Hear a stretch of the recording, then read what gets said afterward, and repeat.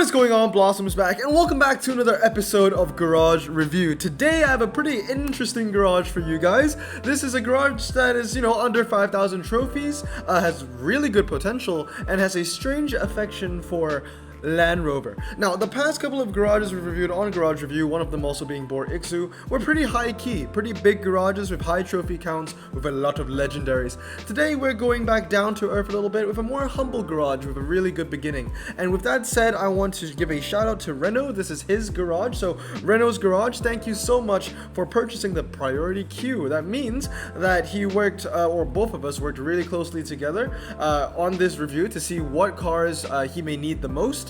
And also he gets a whole video dedicated to him. If you're interested to know how to get that, the Google form will be down in the description below. There are multiple ways that you can get it. There's normal line, priority queue, and then there's like the gold priority queue, and they all have their different quirks and features and perks as well. So with that said, let's get into Reno's Garage. So starting us off, as you can see, we're gonna go through the statistics. 4,840 trophies, 11,000 cash, 16 gold, and this is the overview of his garage right here. So 321 cars in total, which is very impressive in fact.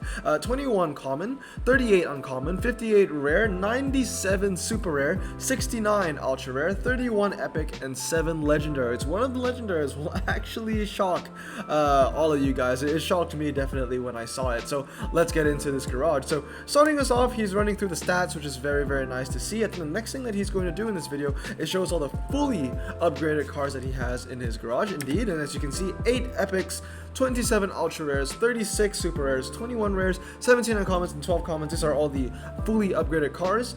8 maxed out epics for a garage under 5,000 trophies is actually very impressive. So that's very nice to see. That's a very good foundation right there. So with that said, let's get into it. So starting us off with common, and we're going to see it right here. We're going to scroll through some pretty interesting cars here.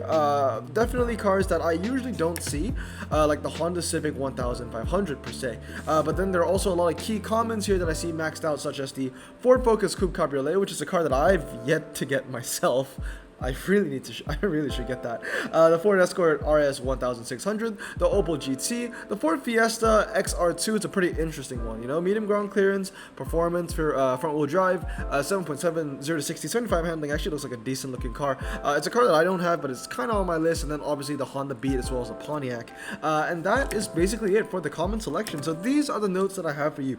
The first one is get the Fiat Panda 4x4 RQ19. Why I recommend the Fiat Panda 4x4 RQ19 is because it's 4-wheel drive and it's also standard tires. It's kind of your best bet if you want to go off-road with commons. The Land Rover Series 1, which is another common with actual off-road tires, has some of the worst handling stats. It's like the Bentayga and Legendary.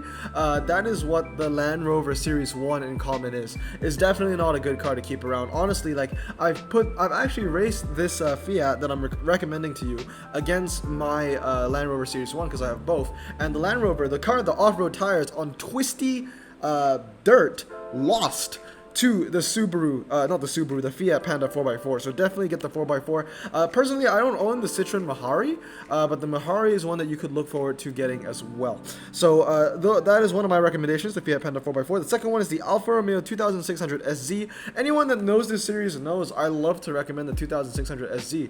Especially if you don't have that new Jag price car that came out during Silver Screen. That's still your best bet for a common test bowl. It's the best common car for the test bowl if you 996 it. So really definitely recommend that. And some other cars, if you want to get, kind of like, these are the cars that are like, twisty and light, and also good for just dry track sets. These are the lower RQ versions of, I guess, the Ford Escort RS 1600 you see here. The two other commons that I would recommend is the Pontiac Tempest Le Mans 17 RQ and the TVR 1600M 16 RQ. So let's move on to uncommon. Now this is a pretty small garage, like I said before, so don't expect you know, what don't expect as big of a common collection as what you may have seen in the past couple of episodes. But with that said, there is one car it seems like a lot of accounts, big or small, tend to miss out on, and that is the RQ20 Vauxhall HP Forenza. Now, why I like this car a lot is because it's a medium ground clearance car that's very, very light. It does have a weak 0 to 60, but it has handling of over 80. For an RQ20, which is the lowest ranking uncommon, medium 80 plus handling car is actually very, very useful for a good RQ saver. So I would definitely recommend the Vauxhall HP Forenza. Now the next one is, I would say, and we can go back in time a little bit, is to max out your Lancia Beta Monte Carlo from 1975, the 23 RQ1 that we see here. It's been a car that's been on my list. I've wanted to get one and max one out, but I just couldn't be bothered. But it's definitely a good car to have. It's definitely a car that has beaten a lot of my hands in clubs over the weeks and months, I guess. Max it out, it hits about 86 or 85 handling. Definitely a really good car as well. It is low, but it has very good handling, very good RQ saver for the twisties, especially when it's not city streets. Some other notes I have for uncommon is, we talked about this earlier on Instagram. You say you play about half an hour of clubs a day. So if you play half an hour of clubs a day, it's always good to have multiple maxed out versions of some very useful club cars. One very useful club car is the Renault Twizy F1. I see you have 3 here. Obviously, I know you have 3 because you know it's a good car, but especially if you want to play clubs more often and you want to get more races in, you need a good rotation, right? You don't want to spend gold on your current Twizy just to get 10 more races out of it. Why do that when you can have 2 maxed out Twizys? Because that is essentially 20 races, right? And if you want gold participation in clubs, you only need 15. So, but with that said, you still need 2 to get 15. So I would max out a second Twizy if I were you, just for clubs. It's also really good for championships. You showed me your progress through championships, and you basically need progress on all the countries besides the UK. So you know, I'll keep that in mind as well. With that said, you know, some very nice key uncommons. You have the Eunice, the twin cam, Land Rover Defender 110, which is like, I'm using 2 of those Defender 110s in the final. In a Tri-Series final. I'm using 2 uncommons in the Tri-Series final right now because it just shows you how messed up the Land Rover final is. And what makes it more crazy is that I'm like 11th place, which is like 1 place off top 10. I'm not even mad that I'm not in tier 1 because I'm in 11th place with 2 of those Defender 110s. Like, what gives? What we now need uncommons to be in the tier 1 and high tier 2s of a Tri-Series event of a what? Okay, anyway, just shows how good that car is, right? So it's good to see that you have 2 maxed out. Once again, like I said, it's good to have multiple of those maxed out for championships. Well, actually, no, I don't really need that much for championships, but definitely for clubs, where it has come in handy. So yeah, very nice key uncommons. Just expand on that. Now, more notes on the uncommons. Actually, I had a lot of notes for your low rarities. Is get yourself some twisty key cars, or twisty heavy cars. Well, I can't think of the word right now, but get yourself some twisty cars that are from the lower RQ ranges, because right now your strength in your uncommon hand is all like RQ 28, 29, right? Eunice, Twin Cam, Defender 110, Plymouth GTX. It's fine. Everybody has that. I recommend everybody to have that. It's very, very good. But now, you know, moving beyond that, so you can have more variety in your uncommon hand, I would recommend the Chevrolet S10 Blazer 25 RQ and the Renault Megane at 28 RQ. These are 2 medium ground clearance cars that are very good for the twisties. Once again, some other lower RQ uncommon cars that are also low in ground clearance and also very good for the twisties would be the TVR Timar, which is RQ 23, and the Lancia Fulvia Coupe at 22 RQ. So those are all of my recommendations for uncommon. So let's finally move on to rare. So the first one, we are greeted here with a stock Opel Manta 400. Definitely max that car out. 5989 low, no MRA, but once again, RQ31 5989, you cannot argue with that. Rear wheel drive as well. That is a very good car, the Opel Manta 400. And now I can see the DS3 convertible over here. This thing is standard tires, medium, and it hits about 87 handling maxed out. This is a car that you will need for championships for France, for Chamonix, or as I like to call it, Cranberry. So I would say definitely keep that DS3 around. You're going to need it for championships. Moving on, very nice to see some Caterhams. I would also keep that Opel Manta 400 Rally just because I mean, the name, it's in the name, right? Rally. This car should have off-road tires, not performance tires. So if it does get a buff, if it does get that off-road tires that everybody is expecting it to get, then, you know, with those stats, I know it hits about 87 handling maxed out, it should be a mid-tier super rare. So for that reason alone, I would recommend you keeping it out and maxing it, and hopefully, if we're lucky, Hutch will realize, oh, this thing should have off-road tires, let's make it a super rare, because we all know with the stats that it has maxed out, and if it had off-road tires, it would be too OP to be a rare. So moving on, the Monza 400 Rally, I would say max out your Firebird Trans Am over there. It's a great car, 996, amazing MRA in the 80s, I think 85, 4.50 to 60 at 996, as well as max your Pontiac Bonneville, which is the standard tire one. Here we go, the SSEI from 2000. It's a very good standard tire car. It's obviously part of the RQ39 club, which makes it one of the best rares in the game. So moving on, some cars that I would recommend you to get. First one would be the Chevrolet Code RQ39. It's one of those rare cars, one of those rare cars, if you get what I mean, rare D cars that hits 90 handling. That is very high for a rare. Also, I would recommend a Nissan Skyline Hardtop, which is also 39 RQ. It's just a great all-rounder car, about, I think, 5.40 to 60, 84 handling, and it also has medium. So definitely a car I would recommend. And lastly, the Fiat 124 S Spider. 37 RQ. S Spider. I wrote down in my notes S Spider. Now I don't even know what the other S means. Is it Super Spider? Sport Spider. I think it's Sport Spider. So it's Fiat 124 Sport Spider 37 RQ. It's the one that has standard tires because it's a very useful car, and you're definitely going to need it in clubs as well as championships, because when it comes to the Italian championships, there's a lot of rain, and that car is going to prove very useful for you. So let's turn the page and move on to super rares now. The first one is a pretty big no-brainer. I'm actually surprised that you don't have this maxed out, and that's the Chevrolet El Camino SS454. Definitely max it out 996, as well as the Fiat 124 Spider, not the Sport Spider that's standard. That one's also really good. Just get anything that's remotely close to a Fiat Spider. Anything that's remotely close to a Fiat 124, just max it out. Okay. If you've seen my championship races in Italy, you would know that I actually used this A-Bar 124 Spider for like 7 out of the 10 races. It's a really good car. You have it maxed out. I think it hits about 5.3 or 5.2 0 to 60, and it hits I think a 93 handling, something like that, 92 handling. So it's a very good car. I used to have it when it was rare, and then it got massively upgraded because then Hutch realized how good this car actually was. So it's a very good car nonetheless.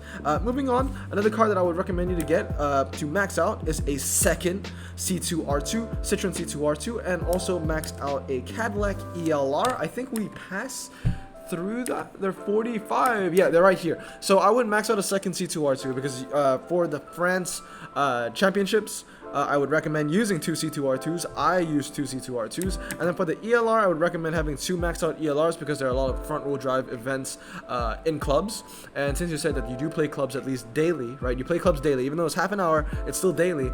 You know, front wheel drive events, you know, they're every other day in clubs. And sometimes, and most of the time, they're actually like rain. So because of that, the ELR is definitely a great car. I mean, you know that. You have one maxed out, 5389. The stats don't lie. It's also medium. So very good car. Another one I would say is in the RQ49 range is the Subaru Legacy. Now, this is a very special car right here, from 2016, the Subaru Legacy. Promise me you keep that. Promise me you'll keep that and you'll max it out. That is a car that a lot of advanced players are dying and would kill to get, because you know, when it comes to clubs, when it comes to championships, you know, you can use a wide variety of cars, right? Because I used let's say a Skyline hardtop doesn't mean you have to use a Skyline hardtop. You could use something like the medium Volvo that has 90 handling. You know, there are substitutes to most cars that you can use in championships, but when it comes to Japan, there's no substitute to the Subaru Legacy. You need that Subaru Legacy. So if I were you, I would keep that, lock that, max it out. It'll get you through Japan. And then another one that I would recommend is keep yourself the Daytona IROC, which is the Dodge. I think that's 45 RQ, just because it's the only American super rare that hits 90 handling. I would love to have something niche like that, so I would recommend that to anybody. Now, moving on, when it goes to ultras, look at this. This is a pretty interesting one. So this is what I think is a 969 or a 699 Lamborghini Countach LP400. That was a mistake, buddy. That was a mistake. You should not have done that. This is the LP Countach, Lamborghini Countach LP400 is a car you want to 996 and nothing else. 4583196, like I'm sorry, that car isn't gonna win you anything.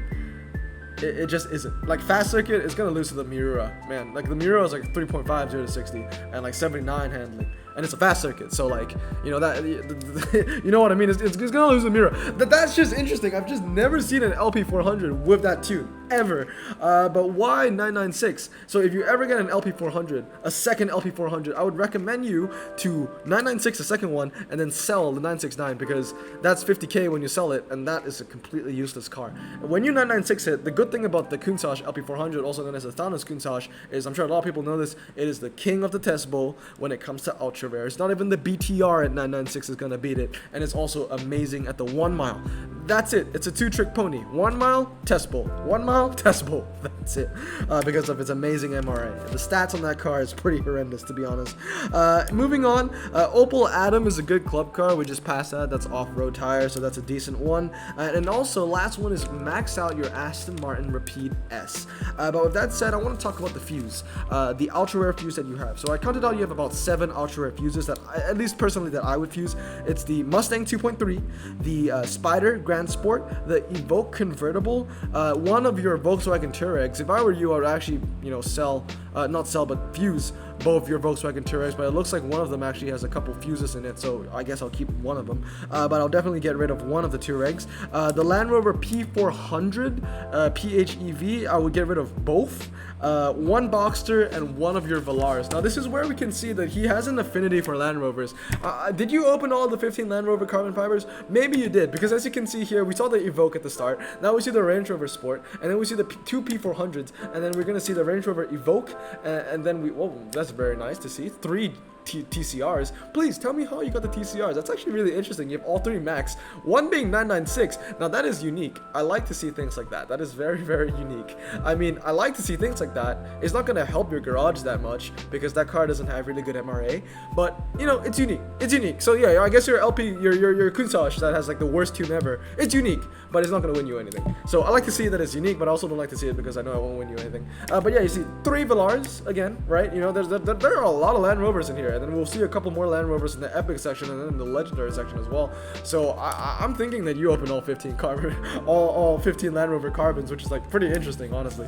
But it's nice to see. It's nice to see that you have you're a fan of one of the manufacturers. So as I said earlier, I've already listed down all the ultras that I would get rid of or fuse. And last one is max your Renault Sport Megane 699. Yes, that is right. You have a Renault Sport Megane stock, which is a car that I'm particularly fond of for a French car. That one right there, RQ59. 699, it hits about 98 handling. It is also medium, so it's a really good city streets car. And really good twisty car. G-Force as well, twisties, you name it. Really quite versatile indeed. But yeah, moving on, the last one I want to talk about, as I said earlier, is your Aston Martin Rapide S, maxed out 969. Mine is 699, and yeah, that's a mistake. Don't do that. Anyway, moving on to your epics now. As you can see here, we have the Range Rover Evoque Autobiography, the Land Rover Defender Works V8, and the Range Rover 5.0 V8. There are a lot of Range Rovers in this garage, to be honest. So here's what I would fuse. So first of all, yes, let's look at your collection, right? You got some couple Diablos, you got a DB10, you got a roof, you know, some pretty nice stuff, some nice max out cars as well. That's the W12 Roadster. That's a really smart move for you to max out actually. 3.095. Those are really good stats for an epic. The compressor as well, very nice to see. So these are the epic fuses I would get rid of. The Evoque Autobiography. Trust me, you're not going to use that Evoque for the finals. You want more of those Land Rover V8s. The XKRS Jag, the Infinity definitely the QX70, the Audi S4, the Diablo SV, and yeah, those are about it. So just about 5 epics for you to fuse, which is just about almost 2 fuses to a legendary of your choice. And if you wanted to max an epic, honestly, personally, with all the ultra fuses that you have, I wouldn't max out any of your epics right now unless you really needed them for a tri-series, namely, I guess, this MC12 that's going on. If not, I would hold back because you don't have a lot of key legendaries such as the M3CS or the CC100 or what else? Maybe Ford Raptor, you know. I would say the best option here is probably to go for that CT6 if you really wanted to max a car out in your garage. Why I say that is because you already have a maxed out Twisty, right? That's low ground clearance. You have a maxed out fast car, which is the compressor, and then earlier we saw, you know, the 2-star Evo, which is a good car for the medium ground clearance and the dry. So if you want to focus on a different niche, then the CT6 can provide that for you because it will be a new max car that will specialize in rainy tracks. But that's, you know, that's if you really wanted to max an epic. If not, I would hold off and wait for maybe another key epic like a SLS Roadster or something like that. But anyway, moving on to your legendaries. Now, the first thing I want to say is hold up. That is a 2-star 177. Your 177 is better than my 177 already. That's a very nice looking stat. So 223 miles per hour top speed, 3.30 to 60, and I think that is indeed maxed handling at 102, which is the same amount of handling as the ACR. Which is insane to think about because I can guarantee you the ACR handles better than the 177 because the 177 was basically made for rich Arab people and the ACR was actually a full-going track car. Like, the inside of the ACR is not as nearly as luxurious as the 177. I think the 177 could stay at 102 handling. I just think that the ACR should have more than 102 handling. But that's very nice. And obviously, once again, a Land Rover, right? We gotta see a Land Rover. I'm sorry, Range Rover. Legendary Range Rover Velar SVA Autobiography Dynamic Edition. It's such a long name, but definitely a Land Rover heavy garage. If I were you, if I wanted to you know, work on a legendary of all the epic fuses that I named, I would either just full send on the 177 and max it out, or you could put a ghost tune in your McLaren 12C. I don't know if you already have a ghost tune in your McLaren 12C. I can't tell, that's why it's called a ghost tune. But if you don't, I could recommend a ghost tune in the McLaren 12C, which is basically just making it 121 or 363. So with that said, we've seen the garage. Let's get into the Blossom score. Okay, so here we are for Renault's garage. Just time now we're gonna start with the Blossom score. So we're gonna start off with uniqueness, right? Uniqueness, I've never seen a garage, I guess, this small, but also catering to so many Land Rovers. So that's pretty interesting to see. Also the 2-star, the 2-star 177, as well as the 969, or God help me, even the 699 Countach, definitely making this garage stand out from some of the others that we've seen. Is not your typical humble beginning garage, I would say, because it has, you know, it's unique. It has little specks of uniqueness in there. So for that, I'm gonna give you a 7. Moving on to patriotism. I'm guessing you really like British cars. I mean, it's pretty evident, or at least Range Rover and Land Rover. So the patriotism is definitely there. I'm gonna give you a 9. Moving on to character, this garage definitely has character, right? You know, it starts off being, I guess, like this humble beginner garage that you see a lot of beginner players would have, or not even beginner players. I guess intermediate. I shouldn't call you beginner, honestly. Yeah, it's a humble intermediate garage. A lot of intermediate players would have, but then there's some really unique specs and features to it, which kind of just makes it more interesting, really, to me.